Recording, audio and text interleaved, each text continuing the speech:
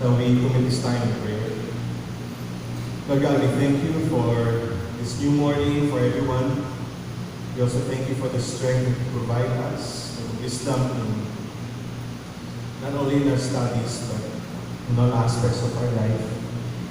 Right now, Lord God, we pray for those who are sick among our family, from the faculty and staff, and from some of the students. Lord, we pray that you will heal them, you will give them strength as they rest right now. And we also pray that you will continue to sustain us, especially as the midterm week approaches. Would you continue to prove yourself faithful, not just as a provider, but as a healer and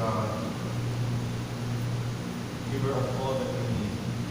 Lord God, we commit to this time that you grant us understanding from your word. This we pray in Jesus' name. Amen.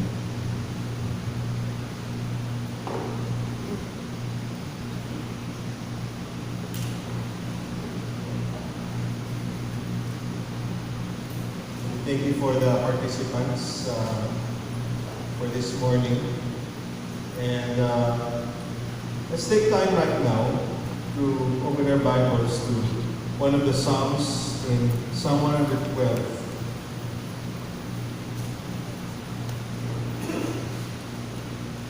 Psalm 112, we'll be reading the whole Psalm. The psalmist says, "Praise the Lord. Blessed is the man who fears the Lord, who finds great delight in his commands. His children will be mighty in the land. The generation of the upright will be blessed. Wealth and riches are in his house, and his righteousness endures forever. Even in darkness light dawns for the upright, for the gracious and the compassionate and the righteous man. Good will come to him who is generous and lends freely, who conducts his affairs with justice. Surely he will never be shaken. A righteous man will be remembered forever. He will have no fear of bad news. His heart is steadfast, trusting in the Lord. His heart is secure. He will have no fear. In the end, he will look in triumph on his foes. He has scattered abroad his gifts to the poor. His righteousness endures forever. His horn will be lifted high in honor. The wicked man will see and be vexed. He will gnash his teeth and waste away. The longings of the wicked will come to nothing." On our way to church, one of my kids began to ask me, "What are these places known for?" As we were traveling, what was Manila known for? What was Caloocan known for? And it shifted to asking what each of us in the family was known for. And it was just recall that among my kids, one was known for being cheerful, and one was known for being a devourer of books. So we would find, my wife and I would find qualities that both of us have in them, but in ways that are multiplied sa mga anak namin, no? And maybe here's a question that we can also start to ask towards the psalm that we just read. As followers of God, as people of God, what should we be known for? Could you ask your seatmate and say, what should we be known for? And this psalm highlights, Psalm 112, highlights the constant interaction of man with God. There is such a mirroring effect. There is an effect that we would be able to mirror the qualities of God. To the right of the psalm, not being owned kasi wala kang inscription dito sa Psalm 112, but it's part of Book 5 in the Psalms, and so we can regard that this was written most probably during the post-exilic times. After the time that they returned from Babylon, and they most probably have rebuilt the temple during a time of Ezra. And this psalm celebrates a renewed commitment towards the Torah of Yahweh. Now, 112 is second among two acrostic psalms. Kung mapapansin ninyo, sa ibang Bibles, you would see that these psalms were written according to the alphabet, the Hebrew alphabet. Both Psalm 111 and Psalm 112. And both of them are found at the very start of a series of Hallel Psalms. Psalms that start with praise the Lord. Derek Kidner says this of this psalm, it is a development of Psalm 111. So continuation siya. If Psalm 111 focuses on the qualities that Yahweh perfectly has, and the works that He has done, being a hymn according to the categories of Dunkel, Psalm 112, on the other hand, is a wisdom psalm that calls us towards righteous living. And aside from being related to one another, what you see is common to these two psalms is that Psalm 111 ends with the fear of the Lord. If you move one verse backwards in Psalm 111, you would read there, the fear of the Lord is the beginning of wisdom, so all who follow His precepts have good understanding. To Him belongs eternal praise. And so Psalm 112 also begins with the fear of the Lord. Blessed is the man who fears the Lord, who finds great delight in His commands. And here we see the interaction of these two psalms. As we go to Psalm 112, we see that kino-contrast dito, no? Yung righteous with the wicked. The righteous is described from verse 1 to verse 9, and then there's only one verse that describes what the wicked is. And we'll follow these divisions. So, point number 1, of course, is about the blessed man. And you'll read a lot of things about the blessed man. Again, verse 1 says, blessed is the man who fears the Lord, who delights greatly in His commands. So what was key to the righteous man's blessedness or happiness? It is the fear of the Lord, and it is his delight in His word. It is here that Psalm 111 echoes in Psalm 112. And this is also a theme that we see across the wisdom books. It's the fear of the Lord that is instructed in all of those books. The fear of the Lord can be understood as reverence and honor of God. And the same sense is used in other psalms. It is having faith in the Lord. We see this in Psalm 25, Psalm 115, Psalm 118, Psalm 128. And within this psalm, Psalm 112, the word fear is used 3 times. This first time that it is used to pertain to fear of the Lord. And the 2 other times that fear is used,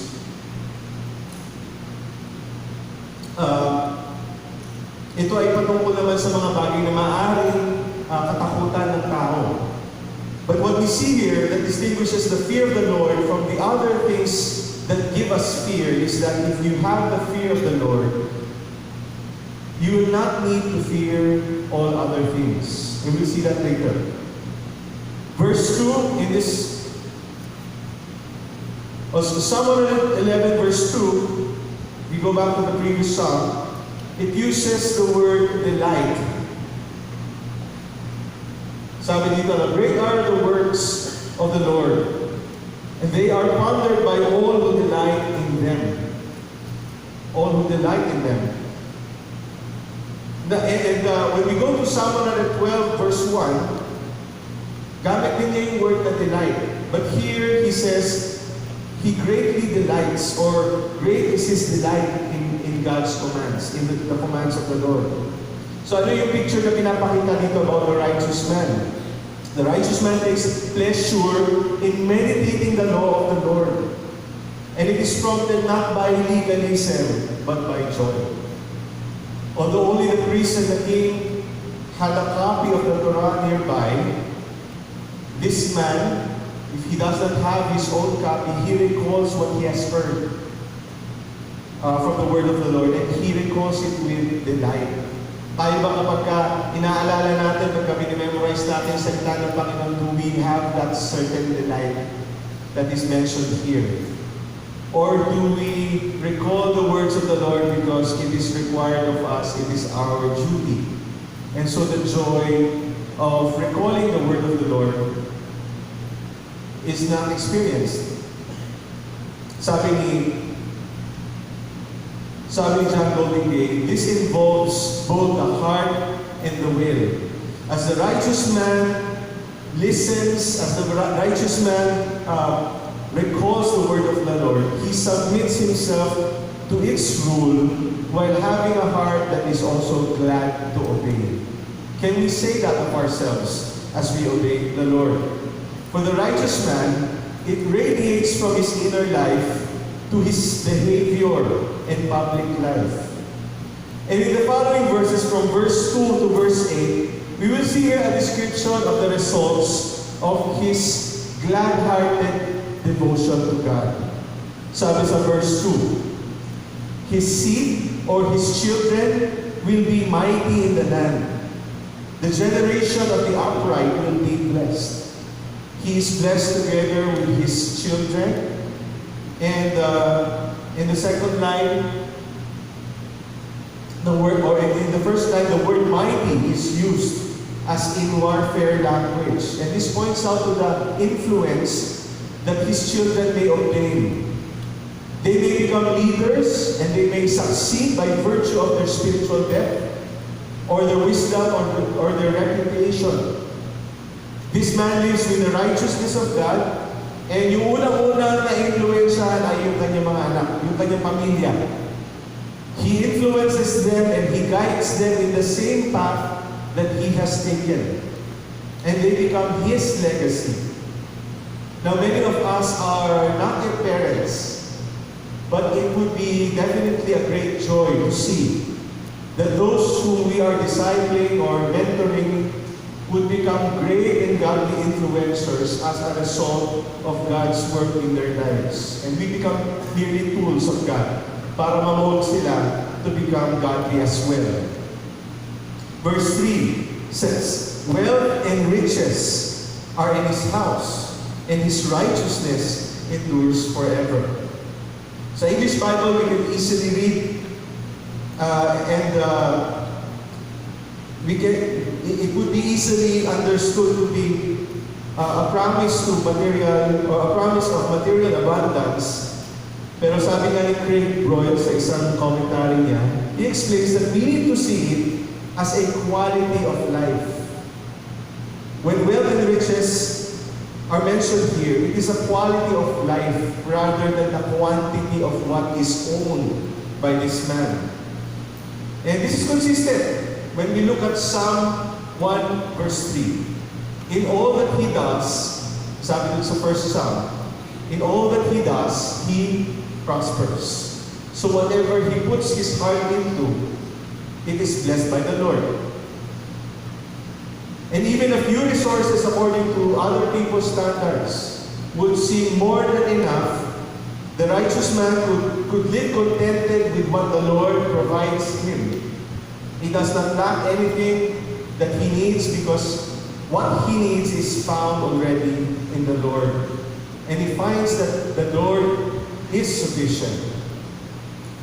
Leslie Allen puts it this way: virtue leads to prosperity, but it comes with commitment towards God and His Word. But again, that's not confined to material prosperity, but prosperity of all aspects of his life.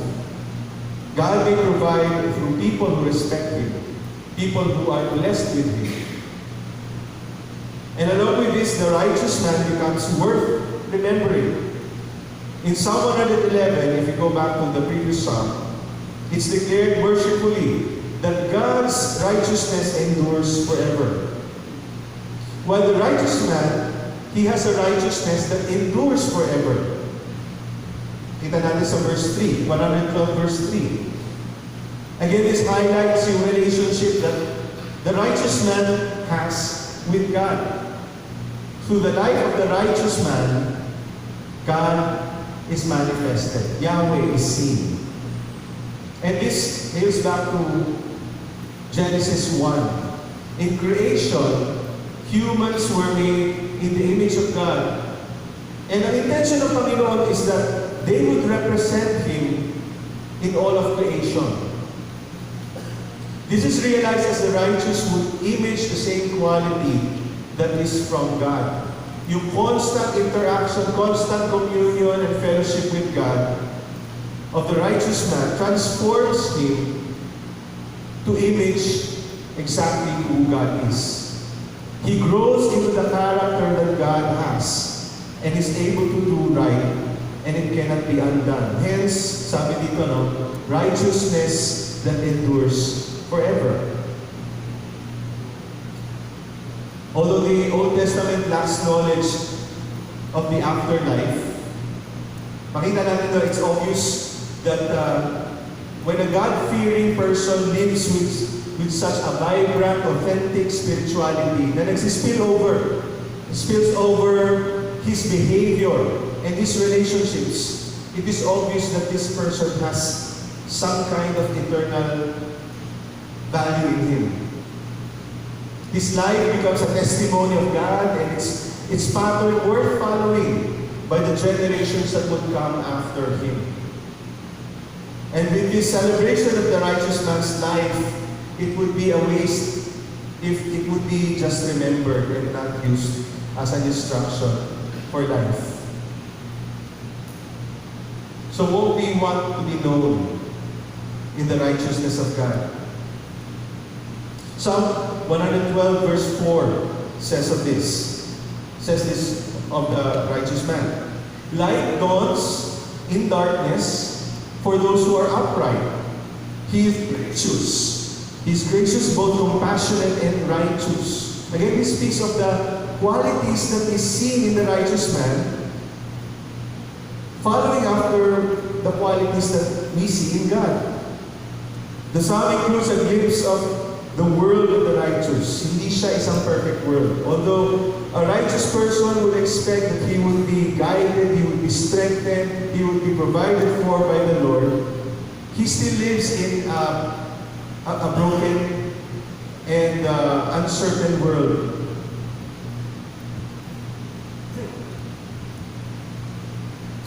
Difficulties may come in form of illnesses, sakit, relational problems, financial struggles that may confront him and his family, tragedies, disaster, moments of exhaustion, stress, disappointment, pain, anguish, depression, even death. And darkness may be those times when nothing seems to be happening. There is silence and seeming inaction from God. As he prays, he does not see right away how God would answer. But even in his faithful devotion to Him, he continues to hope upon God. Yet it is in those moments that light dawns for him. You see, God is at work behind the scenes, and there is something to look forward to.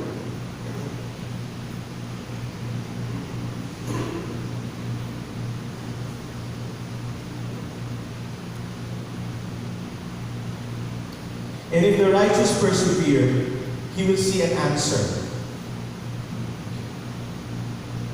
He will see an answer that is better than he hoped for.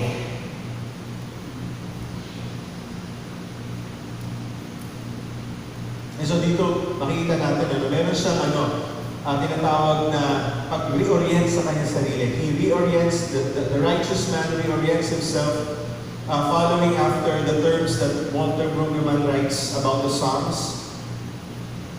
If he began with an orientation that life should be perfect if I follow the words of the Lord, he now reorients with a new orientation, realizing that we do not live in a perfect world. We may experience difficulties, we may experience things that are beyond our control.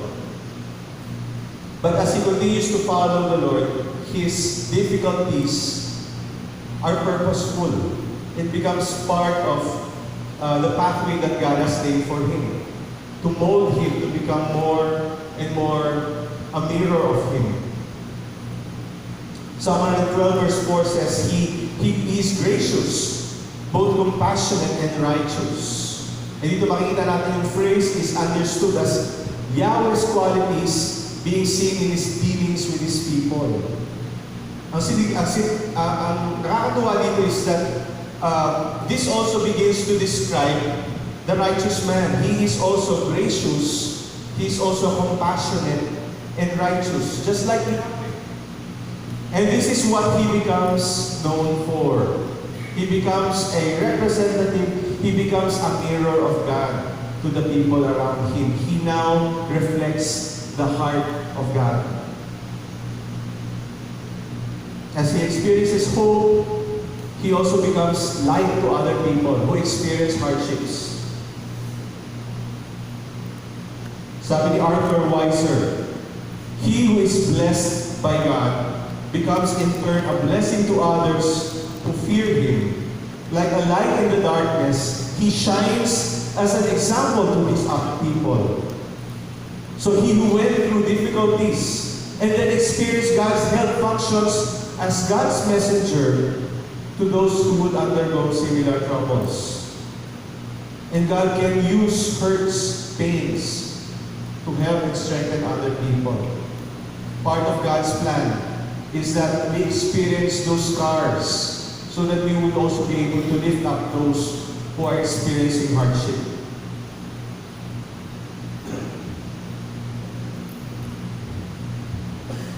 Psalm 112 verse 5 says, It is well with the man who generously acts and lends.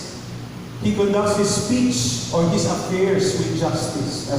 As he would be blessed by God, this would not be just gain only for him. Hindi lang siya yung pinagpapala, pero pagpapala na binibigay sa kanya ng Panginoon in all aspects of his life, he also uses to benefit other people who are in need. And more specifically, he uses that to help the poor.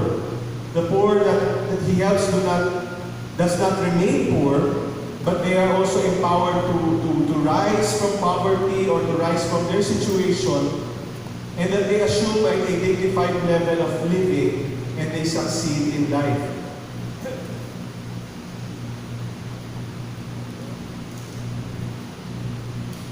So this favor towards the poor, pwede rin ito in the form of serving them, of linking them to other means of help, of lending a listening ear, and assisting them towards becoming better or assisting them towards growth in their life.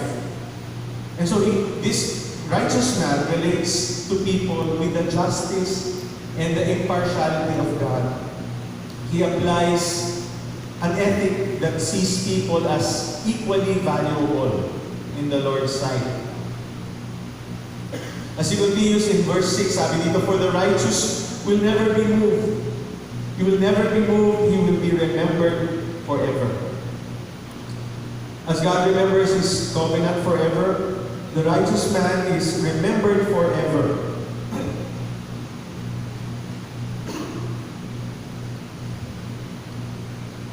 God, who does not forget His covenant, remembers this man.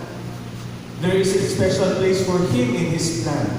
And so the attention and protection of the Lord gives him stability, wherein he cannot be shaken. Kaya nga sabi sa mga sumusunod sa verse 7 to verse 8, He will not fear bad news. His heart is firm, trusting in the Lord. His heart is steady, and will not fear when he looks at his adversary. So there may be bad news, and ito yung isang bagay na pwedeng katakutan. This is one of the first things that was mentioned that could give fear to him. There may be reports of calamities. There may be people who may gossip or curse him behind his back. And this is often the case kapag na pinagpapala tayo ng Panginoon, pagka itinataas tayo ng Panginoon.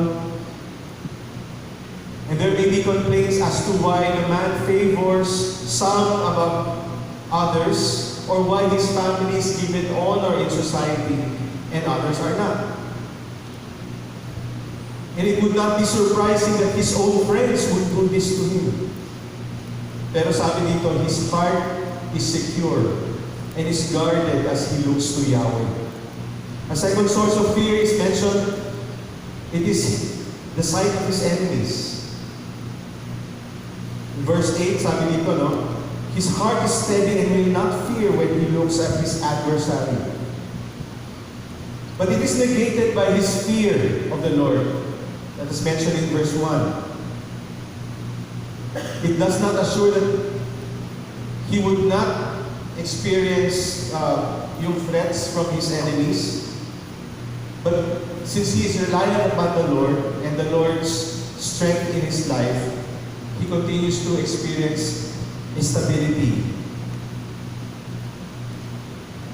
In verse 9 he says, the psalmist says, he has distributed, he has given to the poor, his righteousness endures forever, and his horn is exalted in honor.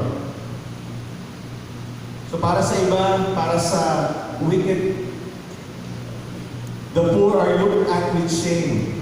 Some would take advantage of the condition of the poor. But the righteous has concern for them. Again, this mirrors the Lord from the previous psalm. This is a Psalm 111 verse 5, sabi doon, ano? The Lord provides food for those who fear Him.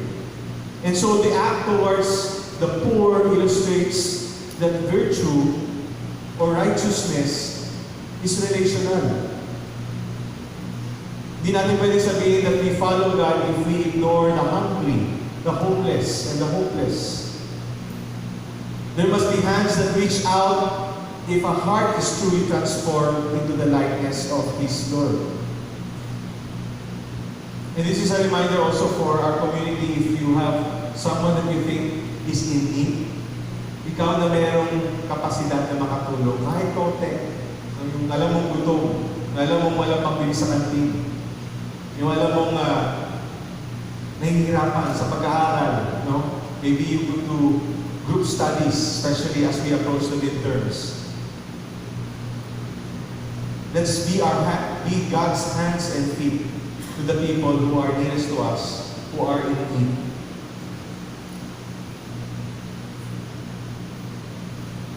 And so we come to the last verse. The second person that is mentioned in the psalm, who is given just 3 lines, sabi dito, it is the wicked. The wicked sees and is angry. He gnashes his teeth and he melts. The desire of the wicked, or the longings of the wicked, will perish. In contrast to the righteous is blessed, the wicked man is angered. Or in another translation, he is indignant. He may not be someone whom we can call as a villain, kontrabida, but he has a wrong outlook in life, and this causes him to be wicked. He may have material riches, but he does not see them as sufficient. Kahit na dami-dami niyang laman sa pitaka, he would not see them as sufficient. His attention rather is grabbed by what he sees that the righteous man is experiencing. Manifesting these thoughts is his gnashing of teeth and melting away. So he's unable to do anything about it. Sabi ni Alan Ross, this man is feverishly sick. to the point that he becomes weak. And even though he says a lot of threats to the righteous, he ceases to become a threat.